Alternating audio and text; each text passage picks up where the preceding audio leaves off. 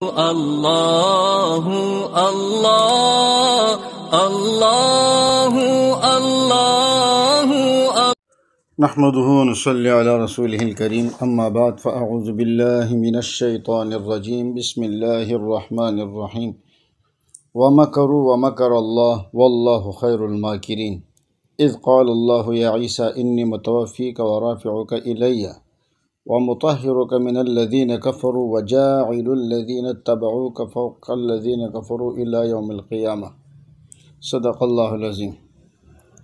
آج کے نشست میں ہم قادیانیوں کے ایک بہت بڑے مغالطے کا ذکر کریں گے، اور وہ مغالطہ ہے مکر یہود۔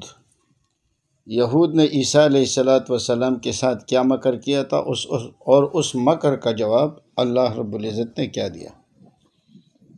مرزا قادیانی لکھتا ہے، اس کی کوشش یہ ہے کہ عیسیٰ علیہ السلام کو مردہ ثابت کریں، تاکہ لوگ جس مسیح کا انتظار کر رہے ہیں، لوگوں کو اس مسیح کا انتظار ختم ہو جائے، اور لوگ مجھے مسیح مان لے۔ مطلب یہ ہے کہ آخری زمانے میں مسیح آئے گا عیسیٰ ابن مریم۔ تو مرزا قادیانی نے کہا وہ عیسیٰ ابن مریم میں ہوں۔ اللہ معاف فرمائے، یہ اتنا گندہ آدمی تھا کہ خود ہی کہتا ہے کہ میں حمل میں رہا اور حمل مریمی میں رہا، یعنی کہ پہلے یہ مریم بنا، پھر اس کے بعد یہ حاملہ ہوا، پھر اسی مریم سے عیسیٰ پیدا ہوا۔ مریم بھی مرزا قادیانی اور عیسیٰ بھی مرزا قادیانی، اور یہ سارے استعارات کے رنگ میں اس قسم کے متضاد عقائد ہیں۔ تو اس چیز کے لیے قرآن کریم میں اس نے توڑ مروڑ کی۔ عجیب بات یہ ہے کہ مرزا قادیانی، یہ تو پھر الگ مسئلہ ہے وفات عیسیٰ اور حیات مسیح کا، اس پہ انشاءاللہ ہم گفتگو کریں گے، اور یہ کافی تفصیلی موضوع ہے، شاید اس پہ 25-30 ہمارے قسط بن جائے۔ مرزا قادیانی نے پہلے اپنی زندگی کے 52 یا 56 سال تک یہ حیات مسیح کا قائل رہا، اور اس مسئلے کو وہ اتنی اہمیت نہیں دیتا تھا۔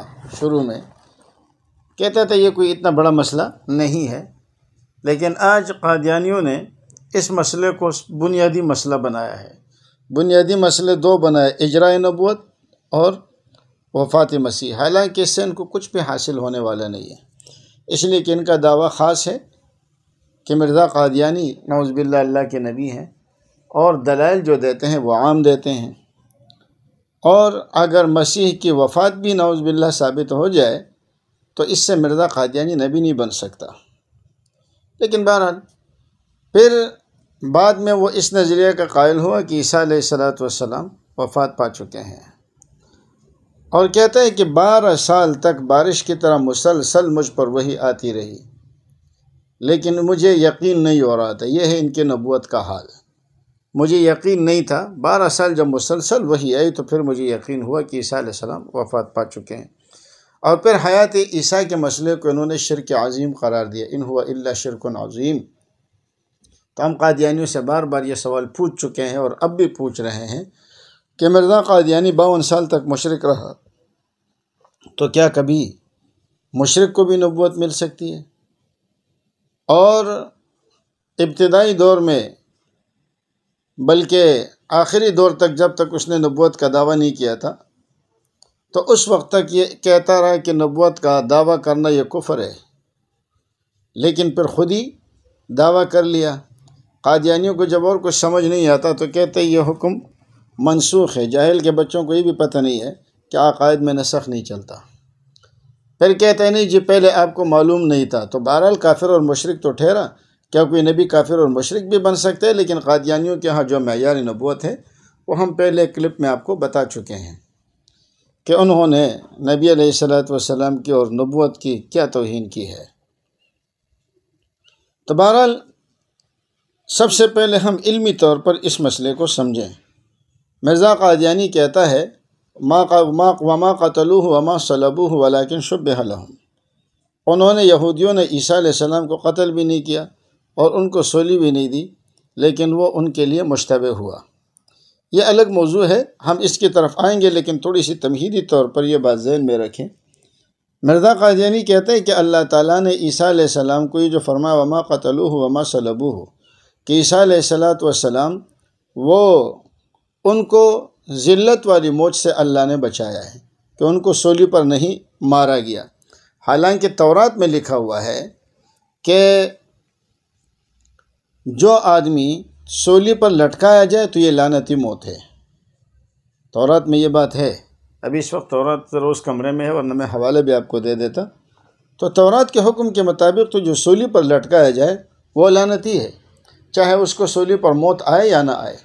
اور قرآن بھی کہہ رہے وما قتلوہ وما صلبوہ، قتل اور صلب دونوں کی نفی ہو گئی۔ اگر صلیب پر مارنا ہی مقصود ہوتا تو صرف وما قتلوہ کہہ دیتے، یا وما صلبوہ سے موت ہی مراد لے لیتے، لیکن یہاں دونوں کو الگ الگ بیان کیا۔ یہ اس بات کی دلیل ہے کہ یہاں قتل الگ ہے اور صلب الگ ہے، پھانسی پہ لگانا اور ہے۔ ایک طرف تو مرزا قادیانی کہتا ہے کہ اللہ تعالیٰ نے ان کو لعنتی موت سے بچایا، اور لعنتی موت کیا ہے کہ صلیب پر ان کو موت نہیں آئی، لیکن آگے مرزا غلام محمد قادیانی کیا بکواس کر رہا ہے، ذرا وہ عزت بھی دیکھے جو عیسیٰ علیہ السلام کی ہوئی۔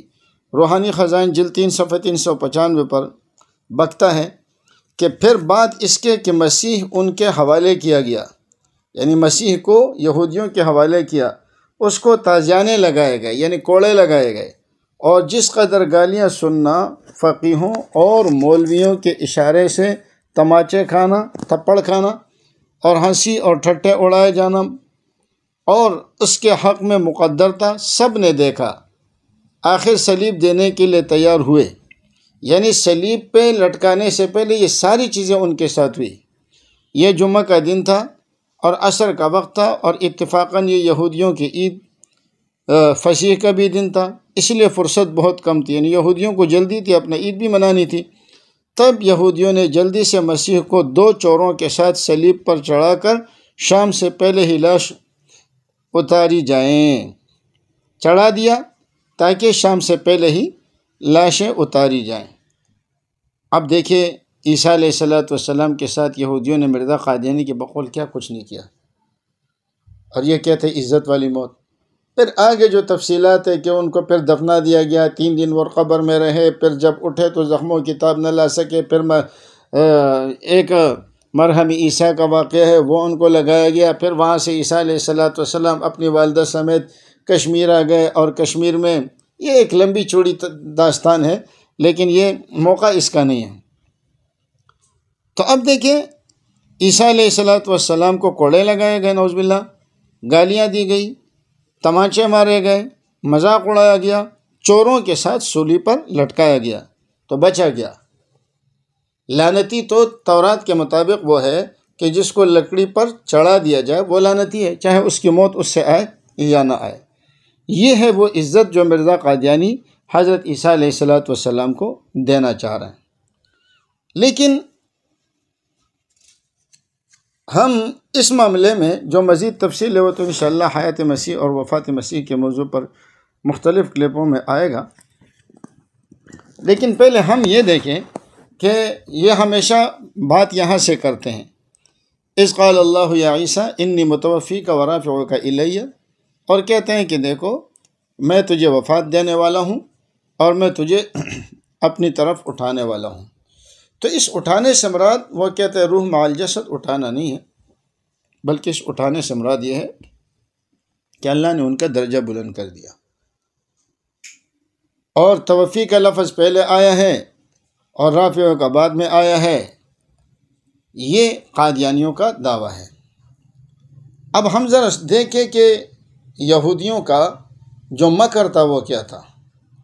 اللہ نے فرمایا وَمَكَرُوا وَمَكَرَ اللَّهُ، یہودیوں نے مکر کیا۔ اب یہودیوں کا مکر کیا تھا؟ تو جتنے بھی مفسرین آپ اس کا پہلے تو یہ دیکھیں کہ مکر کا معنی کیا ہے۔ امام رازی رحمۃ اللہ علیہ فرماتے ہیں عبارت عن التدبیر المحکم الکامل، مکر تدبیر محکم اور کامل کا نام ہے، اور ثم اختص فی العرف بالتدبیر فی ایصال الشر الی الغیر، اور عرف میں مکر کہتے ہیں ایسی تدبیر کرنا کہ جس میں غیر تک شر پہنچایا جائے، اس کو کہتے ہیں مکر۔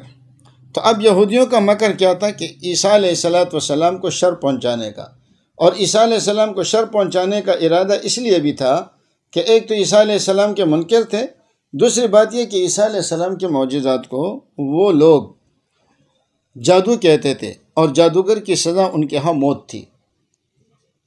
تو فَلَمَّا أَحَسَّ عِيسَىٰ مِنْهُمُ الْكُفْرَ قَالَ مَنْ أَنصَارِي إِلَى اللَّهِ، یہاں کفر تو عیسیٰ علیہ السلام کو ان کا پہلے سے معلوم تھا، تو یہاں کفر سے مراد کیا ہے؟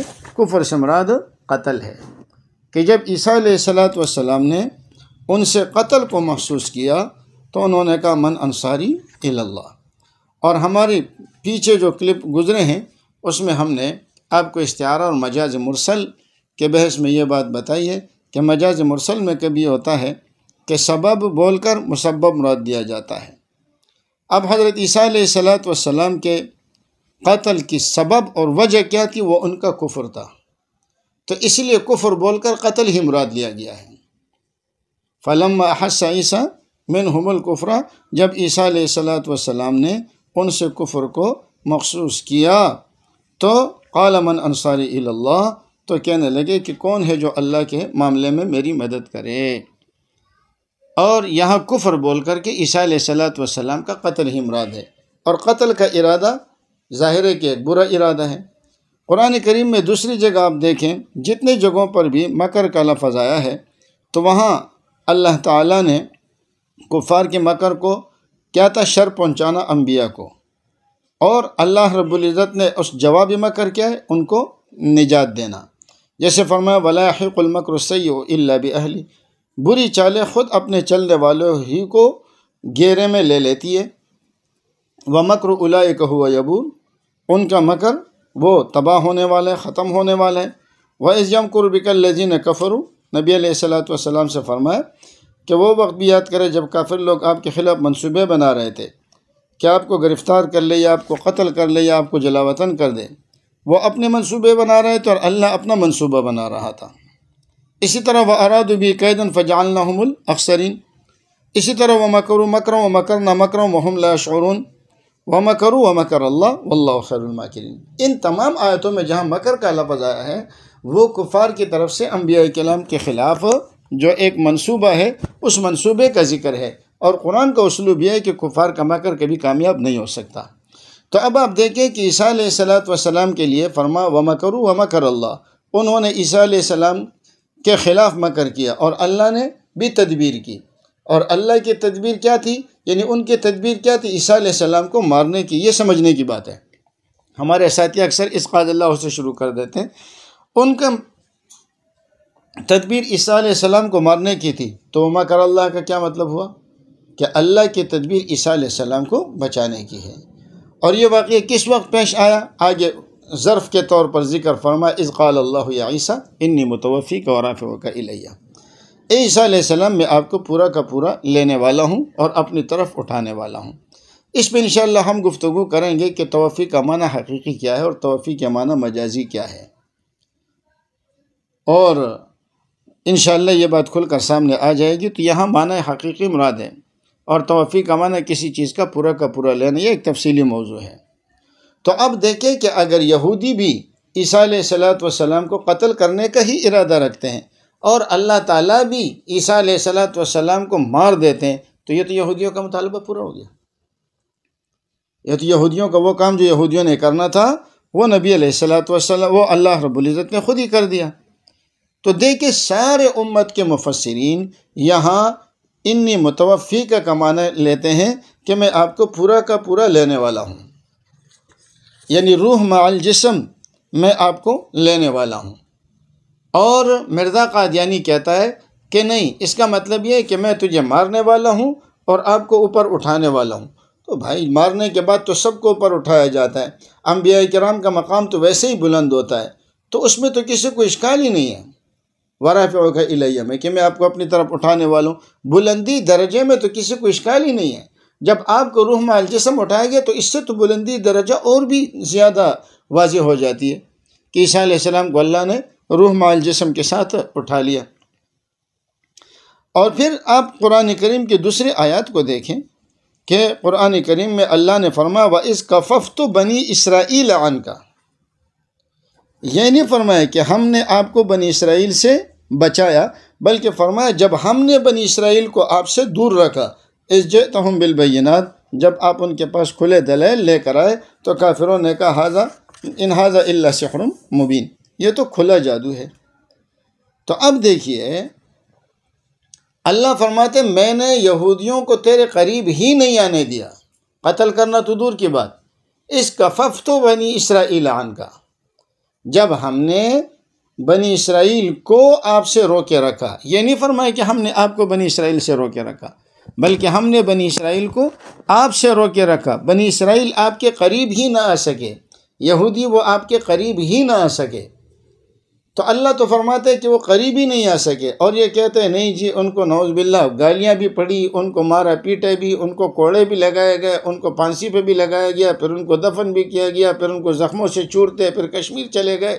یہ ایک لمبا قصہ انہوں نے اپنی طرف سے گڑھ لیا ہے، اور اس گڑھنے کا جو بنیادی مقصد تھا وہ بنیادی مقصد صرف اور صرف یہ ہے کہ عیسیٰ علیہ السلام کو مردہ ثابت کیا جائے، اور جب عیسیٰ علیہ السلام مردہ ثابت ہو جائیں گے تو پھر یہ مسیح ابن مریم خود بن جائے گا، اور خود ان کے مسیح ابن مریم کے عقائد کو قادیانی بھی شرم کے مارے واضح نہیں کر سکتے۔ قادیانیت میں دو قسم کے لوگ ہیں، یہ بات ذہن میں رکھے، ایک تو وہ ہے جو مالی لالچ کے خاطر قادیانیت میں جاتے ہیں، جی آپ قادیانیت کو قبول کریں، جس ملک کا ویزا چاہیں ہم آپ کو دے دیں گے، اور کاروبار بھی آپ کو مل جائے گا، نوکری بھی آپ کو مل جائے گی، آپ کو سہولت اور آسانی ہوگی۔ تو کچھ لوگ ایسے ہوتے ہیں کہ وہ حق کو جاننے پہچاننے کے باوجود وہ حق کو چھوڑ جاتے ہیں اور قادیانیت میں شامل ہو جاتے ہیں، اور کچھ لوگ وہ ہوتے ہیں جو واقعتاً اس کے مکر میں آ جاتے ہیں۔ مثال کے طور پر اس نے مسلمانوں کے لیے بھی کہا میں محمد الرسول اللہ ہوں، نعوذ باللہ۔ اب دیکھیے اگر کوئی شخص نبی علیہ السلام کا عاشق ہوگا اور یہ کہے گا کہ میں وہی محمد ہوں، تو اس کو کتنا جذبہ ہوگا ایک جاہل کو اس کمبخت کو دیکھنے کا کہ تو ہمارے نبی دوسرے جنم میں آ گئے اور یہ دوبارہ مبعوث ہوئے، جیسے پہلے ہم ایک میں 2 بعثتوں کا ذکر کر چکے ہیں۔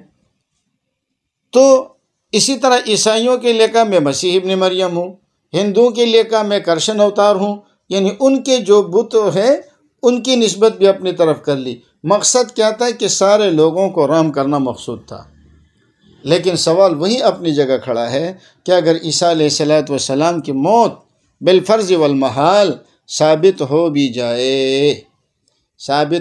جائے تو پھر اس سے مرزا قادیانی مسیح بن نہیں سکتا۔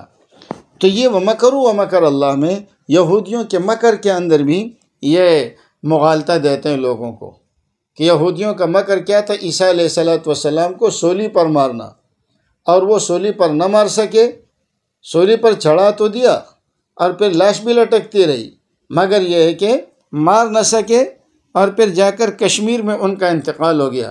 یہ وہ عزت ہے جو وہ عیسیٰ علیہ السلام کو دینا چاہ رہے ہیں۔